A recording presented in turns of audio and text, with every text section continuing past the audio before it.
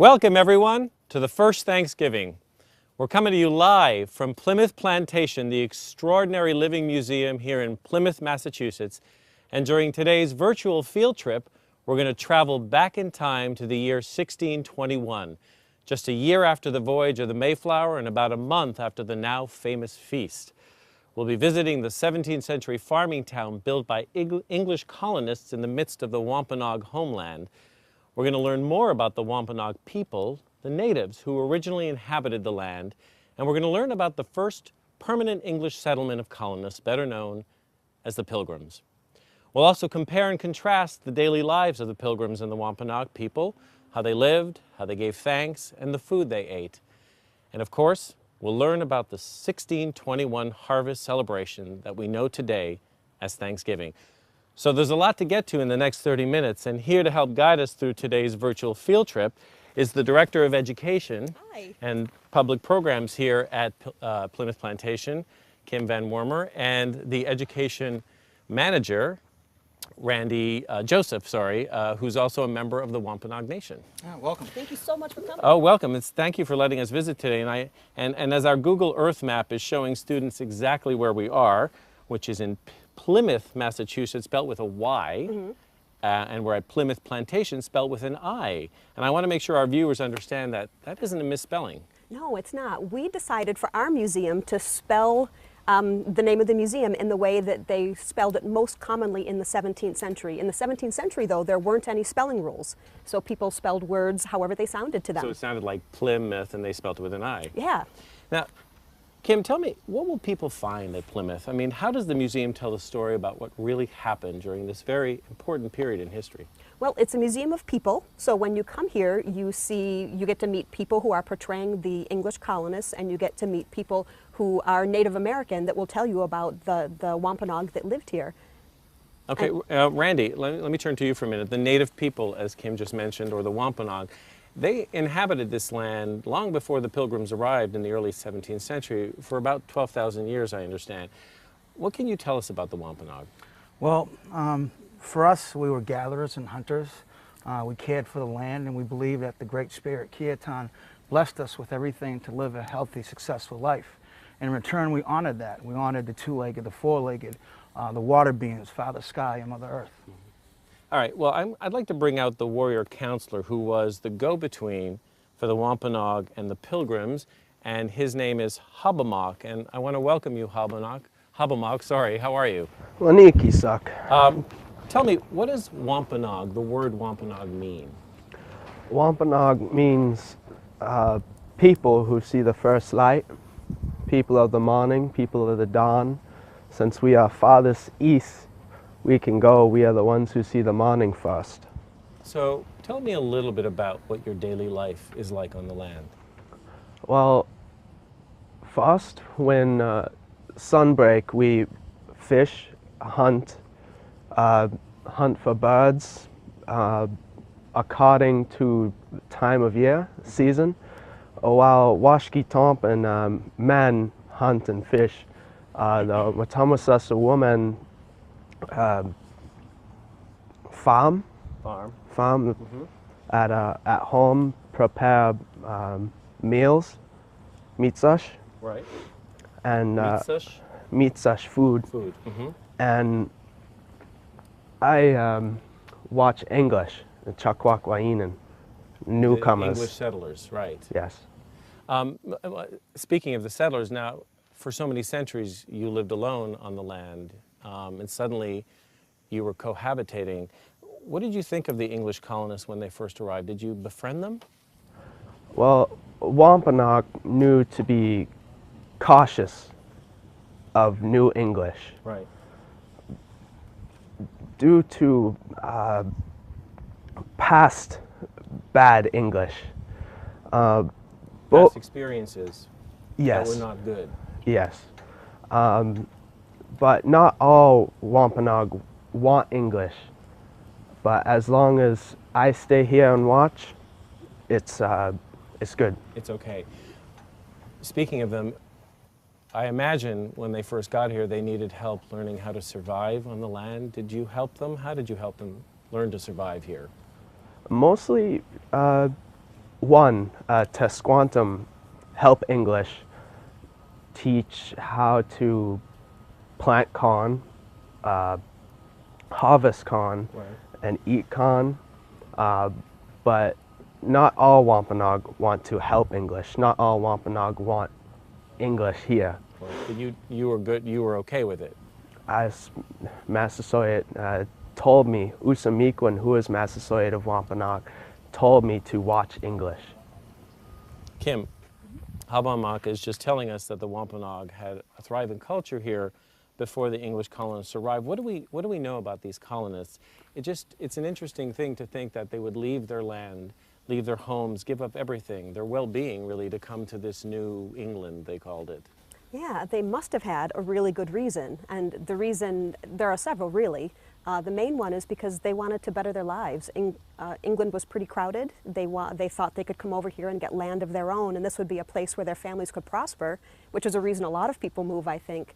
But there were also people among them that had sort of an argument with the King's Church, with the Church of England, and they wanted to live on English soil, which they considered New England to be because it was claimed by the king. Right. But so they wanted to live on English soil but still be far enough away that they wouldn't have to worry about being persecuted for following their own religion. Now, we know them today as the Pilgrims. Were they always called the Pilgrims? No, if you go down to our English village today and ask someone if they were a pilgrim, they might look a little bit confused.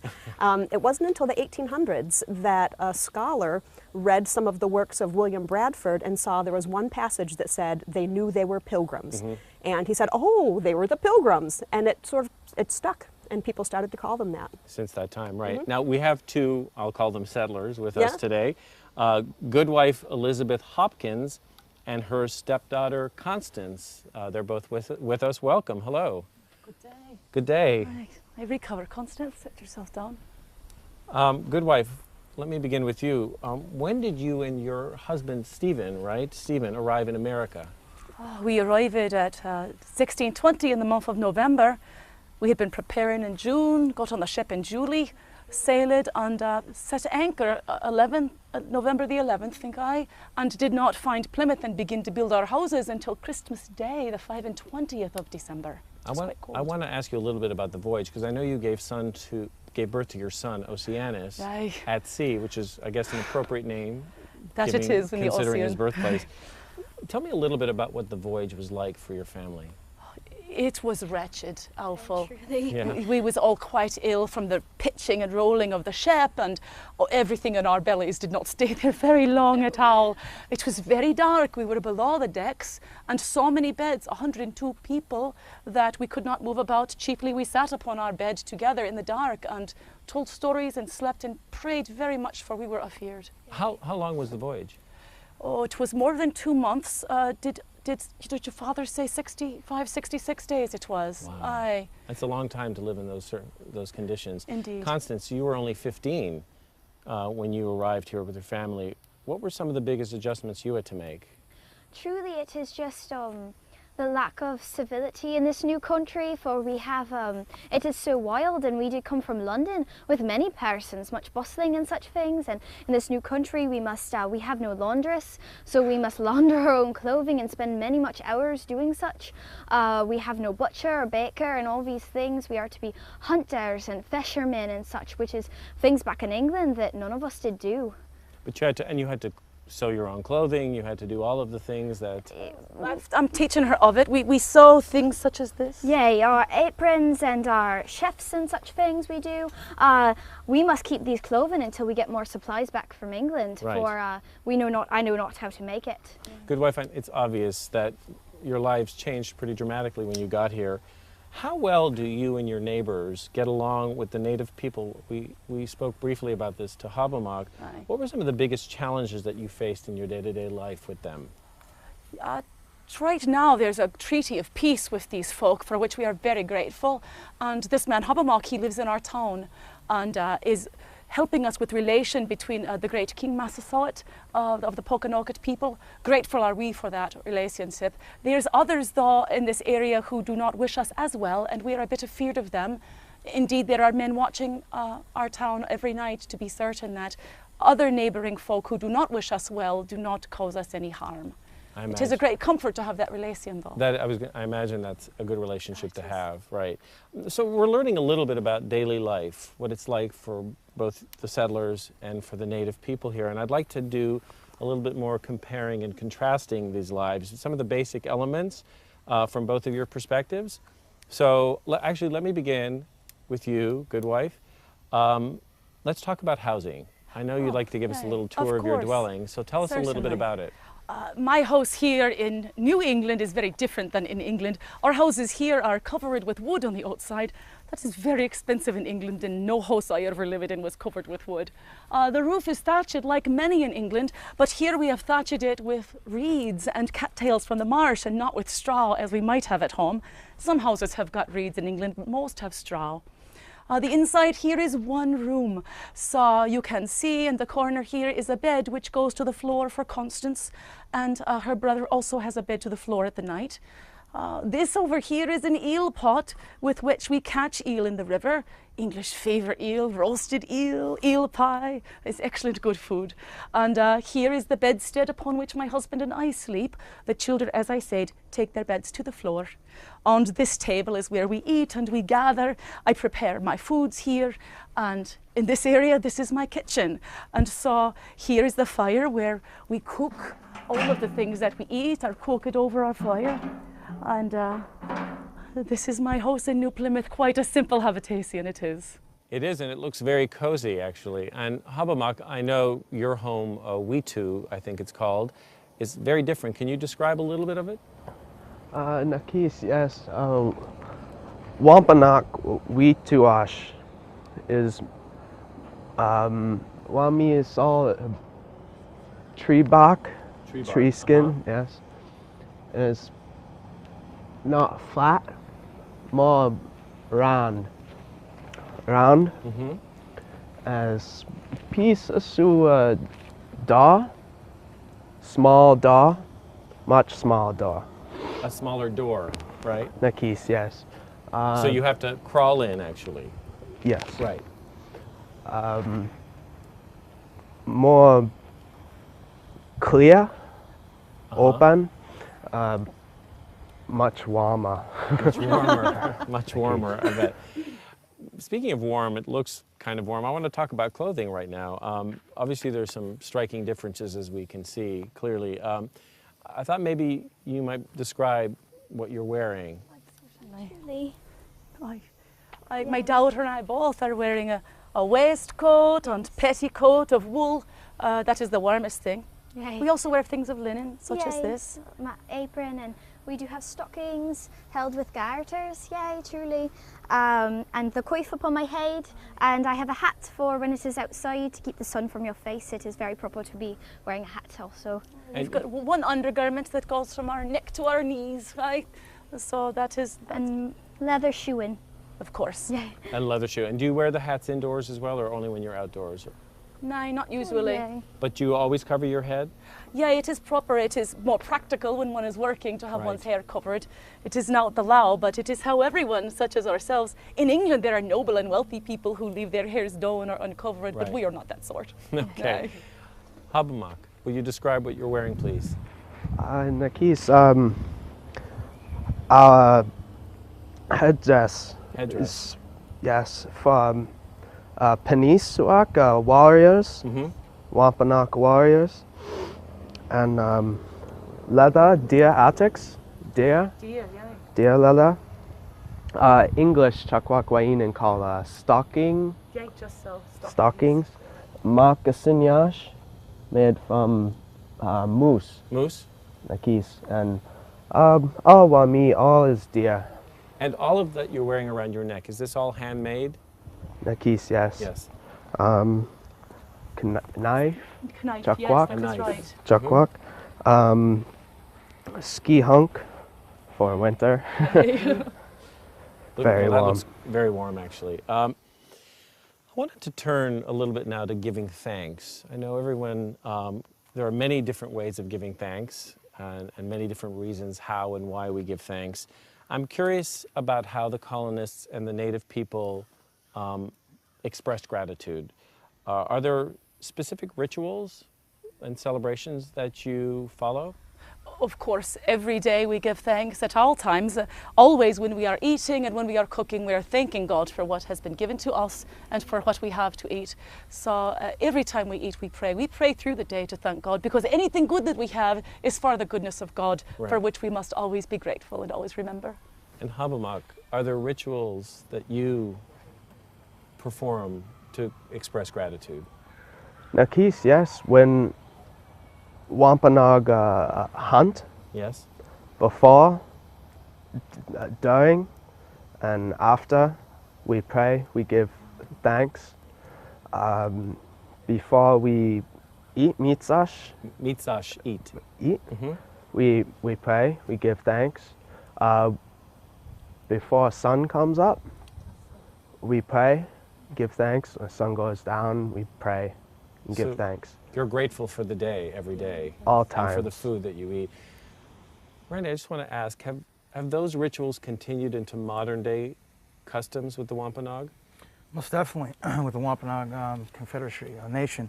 The ceremonies throughout the summer and spring.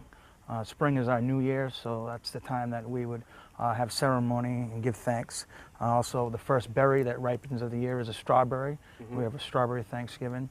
Part of our harvest, we have a green corn Thanksgiving. And then also the fall, the cranberry is the last berry. And we're well known in New England for cranberries. Right. And so we have a ceremony then, and also for the winter, which we call Nakomo. Because winter time is a time that the snow falls, we call it medicine. And then when it melts, everything's brand new again. And I love hearing that strawberries are the first to harvest and cranberries are the last. That's interesting, and everything in between, right? Speaking of food, though, I wanted to ask you, is food a part of your daily thanking ritual? Well, truly, when as a tone we give thanks, Right. it is a day that we do not eat at all. We fast. Our elder may say, Plymouth, we will give thanks for something wondrous good which has happened, and we will not eat all the day, but pray, because even our hunger will remind us of our thankfulness for what God has given us. And so for us, a day of thanksgiving is a day when we do not eat at all. When you don't eat, which Aye. is very different for us today. Is food a part of a ritual then? Obviously, when you are hunting, it must be.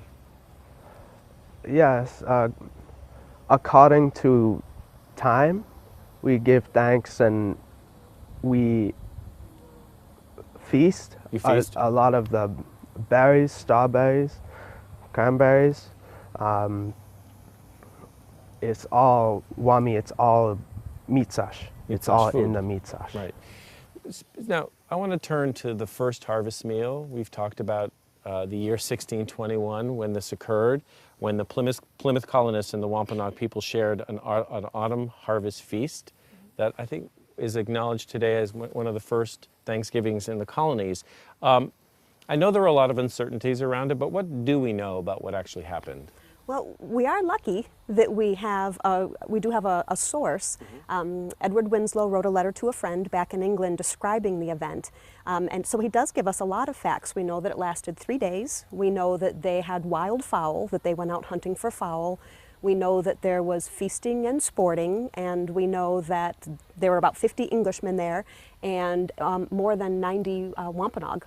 So The Wampanoag were there. Yes. But the thing is also, if it's some type of gathering, you'd probably bring women and children. Massasoit, who comes from Pokanoket, we believe that he stopped at every village coming down from Rhode Island down to here and gather in Panesis. The relationship was still new between these two cultures at that time because the treaty was signed in spring. So anything could really happen at any point. But as the document is written, we know that Massasoit sent out 5 warriors to shoot 5 deer. So we also Massasoit was the leader of the Pokanoket. Of the Pokanoket, yes. And he sent those men out. And for native ways, when you're gifting somebody, we know that everything's in a good way. And so at a gift at the feast, you would bring food for the settlers. Right. Okay. Well, it's much like what we do today, I guess, right? We all bring food over for our big Thanksgiving meal. Speaking of, you mentioned feasting. can you tell us a little bit, actually Constance, can you maybe tell us a little bit about the food that was eaten at the first harvest meal? Yeah, truly. I did help my mother to prepare the food, and I did help her to prepare the fish that we did have. We roasted the duck father shot that day. He was fowling and he shot down a duck. We roasted that together. Yeah, we did have some of the native corn of this country. Yeah, we had some of that in the... And the pumpkin, yes. the pumpkin that is Pumpkin, native. That's a standing dish here. Yes. We eat that all the time this time of year, yeah. Yeah. Those were some of the things. Yeah, very good leaf things. And Habamak, what did the Wampanoag contribute to the feast? Us Panisawak, the warriors, Mm-hmm. brought Atakawa, a deer. Deer. Yeah, that's Venison. Right. Venison, excellent, good meat. Yes. Sporting, you mentioned. So I'd love to know what events took place, what sporting events took place. There's always stool ball and that sort of thing. And the pitching of the bar, where the men take a great beam and see how far they can cast it and which man can cast it the farthest. A good test of strength for the men in the town, they favour that. And of course, exercising their arms. That is always entertaining for us to see the men shooting off their guns and practicing their military skills, because it is important for us to know we are safe. But also it's a good entertainment to watch them do that, and they did that day also. And today men hoist a big leather pigskin and they throw it up in the air at holiday time. We call it football. You throw it with your hand and Yes, you call we it throw it with football. our hands, that's right. Curious. Very curious. Like, I know a lot of our students watching today have so many questions, and so I've been asking all the questions, and I think it's time that we hear from some of them. So we had so many submissions. We only have time for a few, and the first one comes from a kindergarten class at Del Sur Elementary School in San Diego, California. Let's watch this question. What do kids have toys and games like us? So I like his hairdo. It's good. Kids, he's asking, do kids have toys and games like us? That's something, yes, do children have, that's right, children. Oh, truly, yeah. We do have puppets. It is made of linen, stuffed with wool and such things, yay. A cup and ball. I should not try to do it, for I should surely miss. Giles is much better than that. Yeah, Giles is. This is a bowl. It is made of leather, stuffed with much wool that it should bounce very tightly packed. And I do have in my pocket here marbles that we do play with also. So many games, yeah. Many Games on games. boards, moving pieces on boards that we Yeah. have also. And did you bring any toys that the Wampanoag children play with? Yes. The same It's very ball, similar, ball right? and cup. Looks like it's made of bones though, right? Yes. Yes, okay. Moose. Moose bones. Yep. Pasoka ko hiohak, a ball. Ball, yeah, just Ball. It's deer leather and fur. Oh, fur is on the inside. Nakis, yes. And And a doll. dolls. Oh, very much the same. Very much the same, yeah. Hey. All right, so the next question was submitted by Palm Avenue School in San Bernardino, California, and they ask, where did you stay when you first came to the New World before you built your homes? We were on the ship, the Mayflower, that come over here and anchored. And once we found Plymouth, the ship could only come 1 or 2 miles from shore because the harbour is so shallow that great ship could not come in, which means we were living 2 miles out in the Ocean Sea in December, January, February, very cold and very crowded down there, and the men were rowing in little boats to build their houses every day and then rowing back to sleep on the ship. And the people got very sick that winter, and many of them died as a result of that. It was difficult. We were so grateful when our house was completed, were we not? It was good to be by a fire. And I'm sure you didn't have airplanes back then either. I do not know. You must have been so grateful to have your home. Oh, we are, yeah. To be by a fire and cooking over a fire was so wondrous good. Yeah, and your feet steady on the ground. So, Okay, our next question comes to us from Conway Grammar School. That's in Conway, Massachusetts. How do you keep food fresh if you don't have a refrigerator? Interesting question. A piece of the meat sash, the meat, The meat? the deer, fish, clams, all fresh every day.